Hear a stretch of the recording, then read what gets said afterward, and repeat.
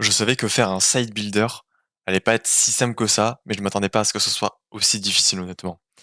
Là, ça fait, un peu plus d'une semaine, je pense, que j'ai essayé enfin pas que j'ai essayé, mais que j'ai tout refactor le système du drag and drop pour faire en sorte que ce soit plus clean et hem et que pour la suite, ce soit plus simple à à améliorer. Parce qu'en fait, moi, j'étais parti un peu, sur un coup de tête. Mon projet, je l'ai fait un peu comme ça sauf que là, je me rends compte que si je veux faire un truc qui est bien, je vais devoir planifier un peu plus de choses, quoi heureusement, j'ai trouvé ce lien, enfin ce site, qui explique comment faire du drag and drop de façon complexe, donc c'est-à-dire un site builder, sur React avec DNDKit et donc j dans cette vidéo, je vais t'expliquer un peu comment il a fait je vais te montrer aussi moi, comment je l'ai implémenté. Bon, j'ai pas réussi à tout implémenter honnêtement, c'était vachement dur parce qu'il a pas mis tous les détails. Ça fait que j'ai dû un peu faire, moi les trucs de mon côté. Je sais pas trop si, c'est vraiment super clean ce que j'ai fait, mais en tout cas, j'ai réussi à faire un truc qui marche. Donc actuellement, mon application du coup peut contenir une section, enfin peut contenir des sections, des conteneurs horizontaux et des conteneurs verticaux. Bon, alors les conteneurs verticaux sont pas encore finis parce que, ils affichent les éléments, en colonne. Enfin, les uns au-dessus des autres au lieu de les afficher de droite à gauche. Mais en tout cas, les interactions marchent. Donc par exemple, j'ai un composant, donc j'ai un élément de texte. Je peux le drag and drop par exemple sur, là ici, par exemple et ça va le rajouter en dessous. Donc là, ça l'a enlevé de ce conteneur-là et ça l'a mis dans un nouveau conteneur, ici. Pareil pour la section, par exemple, je peux la mettre en dessous de cette section, ça marche. Je peux mettre, cette rangée ici en haut, ça marche, ça me crée en plus une section. Voilà donc les interactions marchent. Pareil, je peux ajouter un conteneur, là ici vertical, je peux ajouter une section. J'ai les trucs principaux qui marchent. Ah oui aussi je l'ai pas dit, mais je peux, évidemment faire, évidemment faire les paddings. J'ai pas encore implémenté le margin, mais le padding marche et la largeur max du conteneur marche. Donc voilà actuellement mon avancée donc maintenant on va aller voir le site. Donc lui il a défini un draggable icon qui lui permet de faire un draggable handle. Donc en gros, c'est un petit bouton sur le côté qui permet de dire que là, tu peux draguer un élément. Moi j'ai pas fait comme ça, mais c'est ce que lui a utilisé, donc ça on va l'ignorer. Ensuite le code qui est en dessous, c'est ce qu'il a mis dans son use reducer. En fait quand il va modifier, un editable, donc pour lui un editable c'est par exemple là ça c'est un editable. La section ici, enfin le container en bleu c'est un editable par exemple et la section ici en vert c'est aussi un editable et en fait en gros quand il a défini plutôt 4 types de d'éléments, donc c'est-à-dire premier type section, deuxième row, troisième column et quatrième component et en fait, il va faire une fonction qui permet de gérer le drop et quand tu vas draguer un élément, là c'est le on drag qui va s'activer et dès que je le lâche, ça va être le on drop. Donc dans la fonction on drop, enfin on drag end plutôt, parce que c'est la même chose que on drop, mais bon, il va récupérer les valeurs de l'élément drop, de l'élément actif et de l'élément qui est over, donc de l'élément qui est survolé. L'élément actif, c'est l'élément qu'on est en train de drag. Il va récupérer les valeurs et il va les transférer dans sa fonction editable-moved. Alors lui, en fait, il dit juste là qu'il a utilisé Redux RTK. Ça veut dire qu'en fait, editable-moved, ça va être un peu comme si tu utilisais un réduceur et que tu avais mis dedans une sorte de condition qui dit quand le type, quand le type dans mon dispatch est de editable moved, alors j'exécute certaines actions. Bon là en fait RTK ça simplifie le truc en fait et ça permet directement d'appeler une fonction et d'exécuter avec les paramètres spécifiés. Tu vois moi par exemple dans mon réduceur, je dois faire un switch qui dit en fonction de l'action, j'exécute une certaine action. Enfin, une certaine fonction. Donc lui, dans son cas, c'est comme s'il avait funnel element action point editable moved. Moi, je l'ai juste appelé funnel element actions point move. Ensuite, il parle du composant edge. Donc le composant edge, c'est ce qu'on voit quand je drague. Tu vois, là, il y a une petite bordure verte en dessous de mon élément. Là, elle est bleue. Mais en fait, c'est ça le edge. Et c'est ce qui permet de définir la zone droppable. Et pour ça, en fait, il va passer en paramètre, il va passer en props plutôt une position au composant edge. Et ensuite, il va mettre dans le use droppable, donc de DNDKit, il va passer cette variable en plus du type du conteneur sur lequel il a drop l'élément. Donc par exemple, si j'ai une section, donc en fait ça marche comme ça. Si j'ai une section, la section va être divisée en deux parties. La moitié supérieure, ça va être un useDroppable avec comme position top et comme type du coup section. Et la deuxième moitié de la section, ça va être position bottom avec comme type section. Et l'idée de la section. Comme ça, en fait après, quand on remonte ici dans le code, ça permettra de récupérer avec over.data.current la position, le type, ainsi que l'idée de l'élément sur lequel on a drag. Bon là il dit le CSS pour faire l'edge, mais en vrai je peux utiliser exactement ça je pense. Là il a défini les types, voilà. Là il a défini les props du composant droppable area. Et donc droppable area en fait, ça va être la zone où tu pourras dropper des choses du coup. Euh, donc, à savoir, moi, ça va être toute ma section va être droppable. Mais si je drop si je drag and drop sur un élément enfant, ça le fait pas parce que les éléments enfants eux-mêmes ont déjà la fonction de drop. Donc finalement, l'événement de drop ne remonte pas dans la section, mais ça c'est un petit détail. Je reviens sur le composant droppable area. Donc, il va passer en paramètre edges tous les tous les bords que l'on veut. Par exemple, dans le cas d'une section, euh, ça va être un objet edges, donc avec bottom à true et top à true. Comme ça va faire object.key.edges. Donc ça va retourner une liste avec deux éléments dedans, à savoir top et bottom. Puis ça va itérer à travers cette liste et créer un composant edge pour pour chacun des éléments dans la liste. Concrètement, moi ça ressemble à ça. Donc j'ai mon composant edge qui ressemble à ça. Donc il est un peu différent de ce qu'on a vu juste avant, comme tu peux le voir. Et ensuite, j'ai mon composant droppable area. Voilà, pareil, il est un petit peu différent de ce qu'on a vu tout à l'heure. Mais basiquement, ça reprend les mêmes idées. C'est juste que j'ai modifié en fonction de moi comment je voulais faire mon truc. Et cette condition ici me permet d'activer quand je suis en train de de drag un élément, les bordures extérieures. Donc là, par exemple, vu que je suis en train de dropper un component, enfin un élément de type component, je peux le drag and drop où je veux. Mais si je drag un élément section, je peux pas le mettre dans une row ou dans une column. Donc, basiquement, c'est ça à quoi ça sert cette condition-là. Et ensuite, c'est du CSS c'est des classes que j'affiche conditionnellement.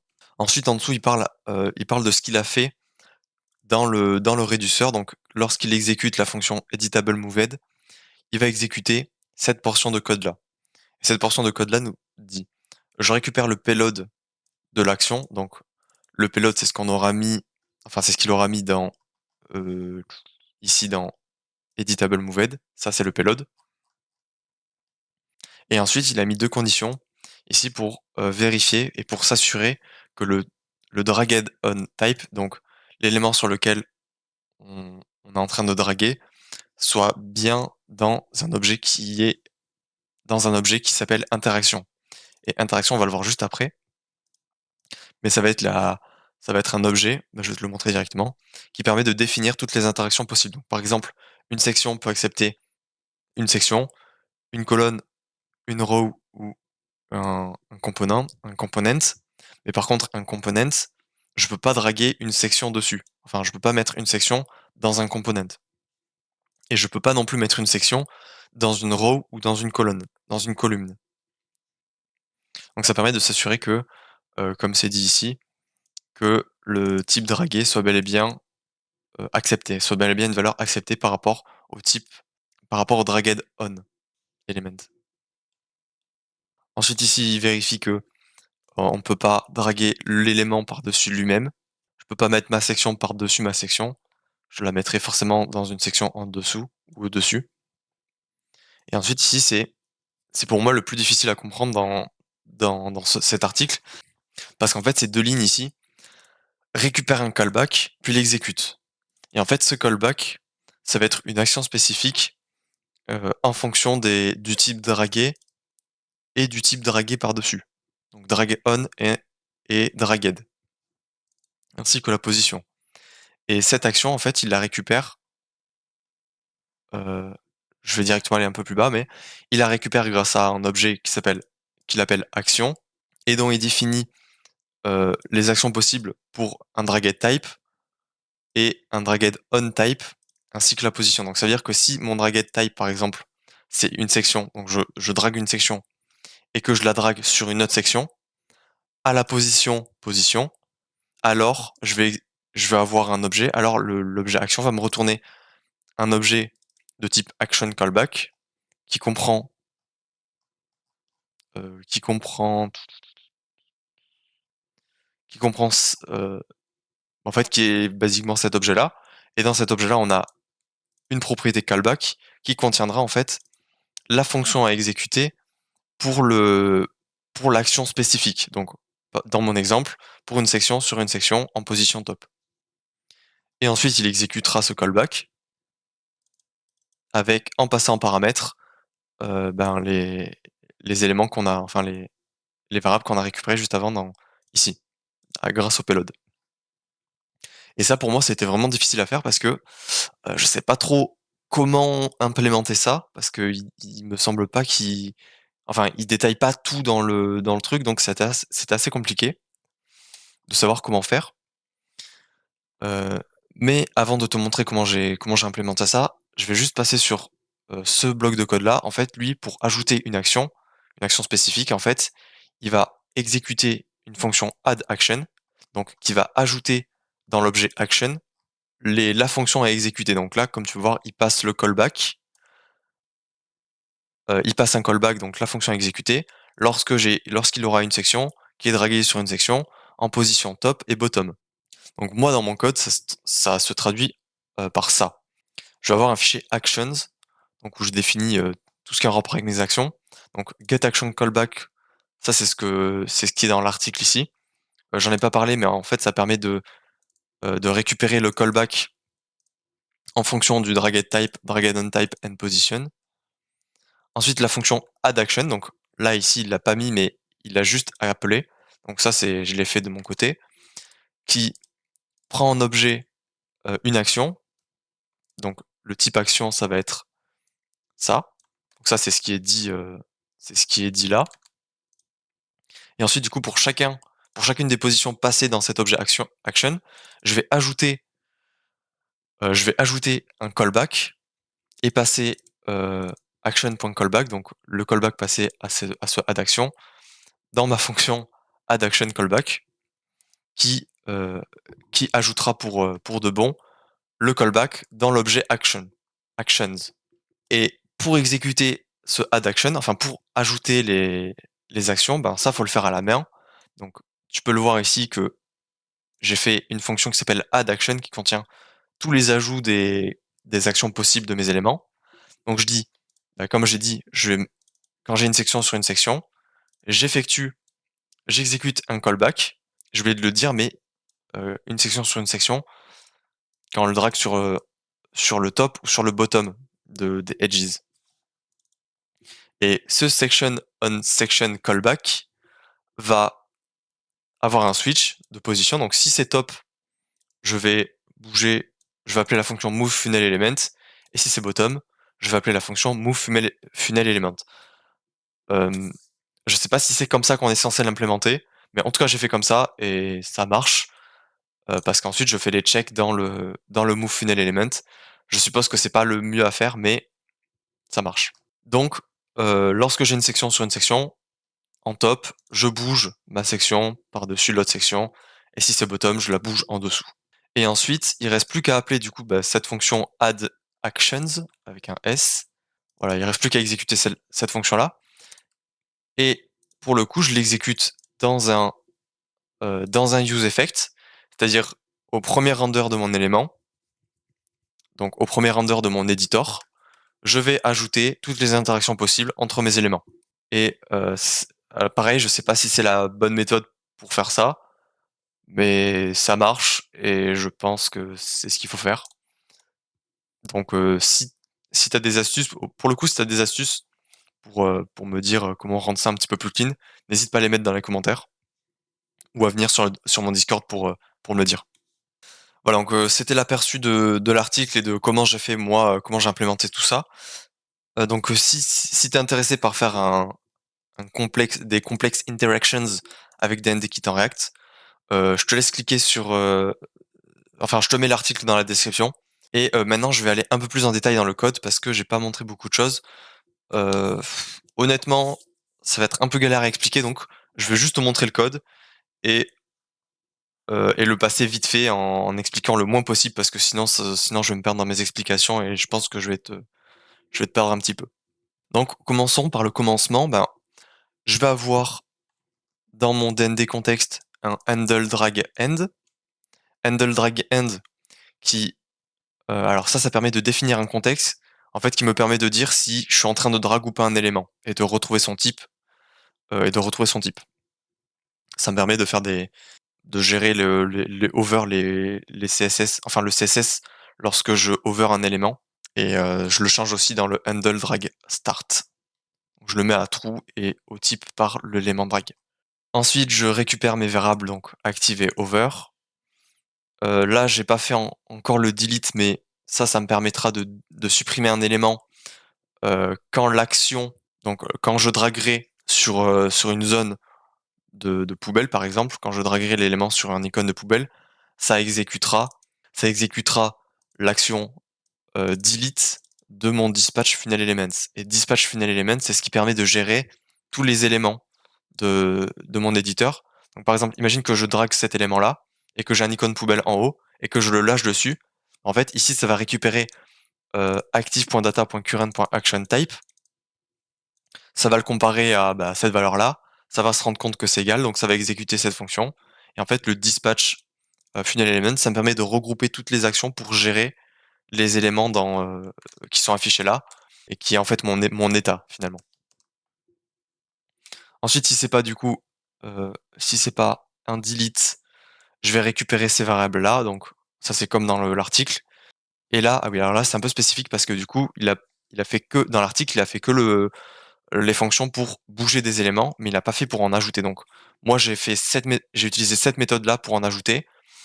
Donc en gros je dis si l'action type est égal à add, donc en gros si mon élément qui est dragué contient comme action type, enfin contient comme donnée action type qui est égal à funnel element actions.add, alors j'exécute, alors je vais exécuter le add dans mon dispatch funnel elements et je retourne pour pas exécuter le reste. Et sinon ça veut dire qu'on bouge l'élément, donc je vais exécuter la fonction move.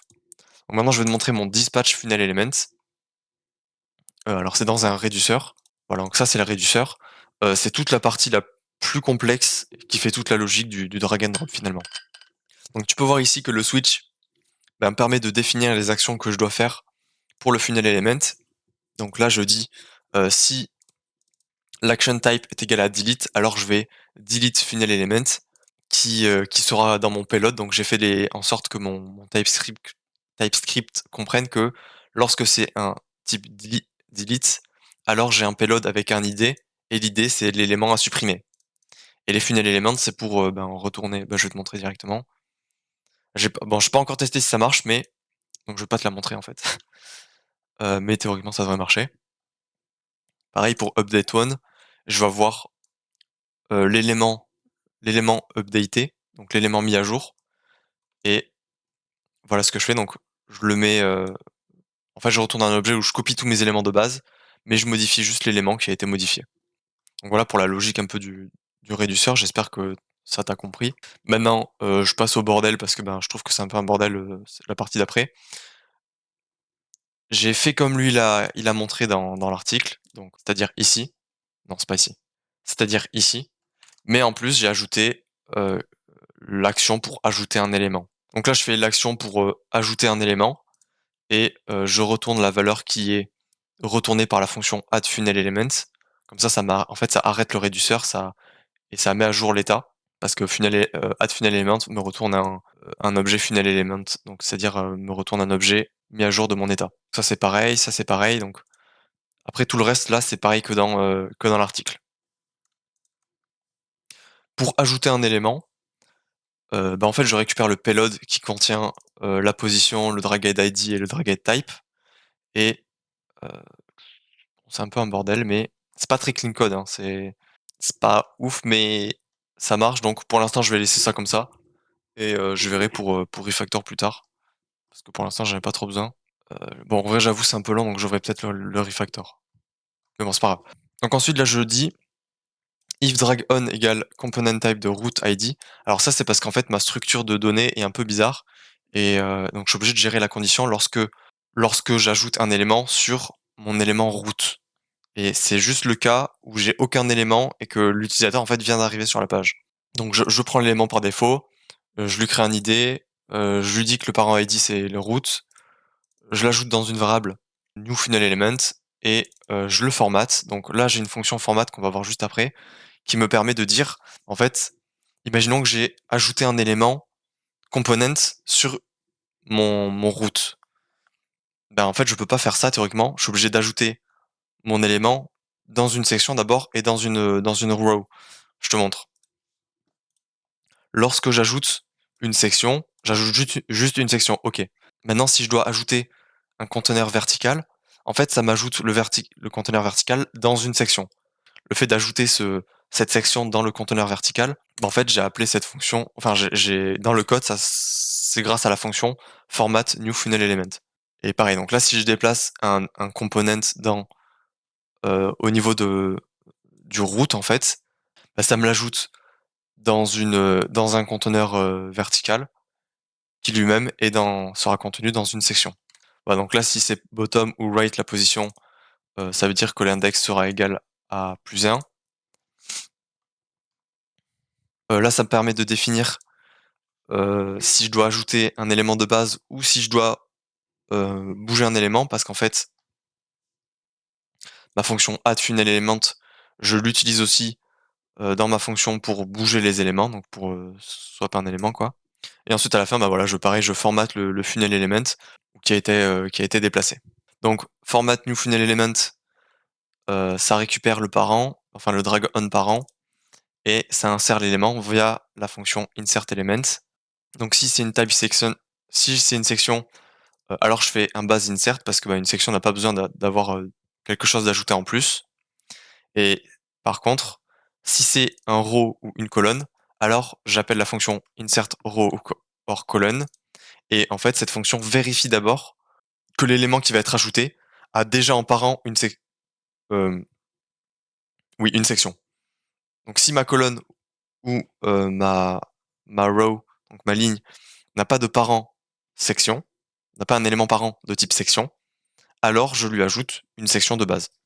Sinon, je retourne de base l'élément, comme ça parce qu'il a pas besoin d'avoir de section insérée. Et donc ensuite, si c'est un élément, dans mon insert element, si j'insère un composant, alors j'appelle la fonction insert component. Alors ça, j'en ai plus besoin. Et donc là, je vérifie que il a bel et bien un parent qui est soit, une colonne, soit une row. S'il en a pas, alors il appelle la fonction element not in row or column. Donc ça fait les traitements comme il faut pour créer correctement l'objet. Et ensuite, ça va appeler insert row or column. Donc là, en fait, on retombe sur nos pas et pour créer une row ou une column. Et donc, on revérifie que, que l'élément créé, donc row or column, a une section. Et bon, là, on sait que ça a pas de section, mais théoriquement, on le sait pas encore dans la fonction. Donc, ça va ajouter une section par-dessus le row ou la column. Voilà, donc en gros, ça va ajouter à un composant une row s'il en a pas, et une section s'il en a pas non plus. Voilà, et ensuite, la dernière chose que j'ai à te montrer, c'est quand tu dragues un élément, tu vois, j'ai les petits pointillés qui s'affichent sur les zones où je peux dropper l'élément. Et pour cela, en fait, dans le code, là, je suis allé dans mon composant funnel element, donc ce qui affiche chacun des éléments dans la page. Et j'ai créé une fonction getIsElementDroppable qui contient la logique, en fait, pour savoir si l'élément doit être droppable ou pas. Donc, par exemple, si j'ajoute une section dans une section, ben, comme tu peux voir, je peux pas dropper ma section dans un row, une colonne ou un component. Et pour ça, j'ai réutilisé l'objet interaction qu'on a vu au début. Et en fait, je dis bah si le draggable type, donc la section n'est pas inclus dans les valeurs acceptées par l'élément en question, donc par l'élément sur lequel on veut drop, alors bah, je retourne faux. Et si je retourne faux ici, ça veut dire que l'élément n'est pas droppable. Et si l'élément n'est pas droppable, en fait, j'ai utilisé cette variable plus tard pour dire que pour dire de ne pas afficher les pointillés et de ne pas faire en sorte que la zone soit droppable. Donc en fait, j'ai passé le paramètre ici dans, dans mon selectable, dans render element. Ensuite, le isDroppable, je l'ai passé dans chacune de mes types. Donc les quatre types là qu'on a, c'est les quatre types les quatre types de base qu'on aura dans l'application et qui sera ça sera toujours comme ça normalement ça. Et donc par exemple dans section isDroppable, je le passe ensuite dans droppable array. Donc ça, on retombe sur ce qu'on a vu ce qu'on a vu ici dans l'article. Et le droppable array, du coup, il aura euh, ah oui, voilà, il aura des edges. Enfin, il aura un edge qui utilisera le hook useDroppable et qui sera disable, en fait, si isDroppable est à faux. C'est pas exactement ça. Ah non, c'est pas exactement ça. Ah oui, en fait, je me suis simplifié ici la tâche. J'ai fait en sorte que le isDroppable soit en fait la, le props disabled. Donc j'inverse la valeur parce que s'il est droppable, ça veut dire qu'il n'est pas désactivé. Enfin, la zone n'est pas désactivée pour dropper l'élément. Et ensuite, le disabled, en fait, je rajoute une propriété CSS hidden, donc qui fait display none et qui permet de ne pas afficher l'élément du tout. Donc, il n'y aura pas de drag and drop, enfin, il n'y aura pas de drop possible sur la zone qui n'est où isDragging est à faux finalement. Ou plutôt isDroppable est à faux. Voilà, c'est tout pour cette vidéo. C'était un peu complexe à expliquer, donc j'ai pas évité, enfin j'ai évité de trop expliquer. J'espère que tu comprendras le code. Donc si t'as des améliorations ou des questions, n'hésite pas à me le dire en commentaire ou à rejoindre mon Discord. Et enfin, si tu as des questions pour du développement React et que t'es débutant, alors n'hésite pas à cliquer sur le premier lien dans la description.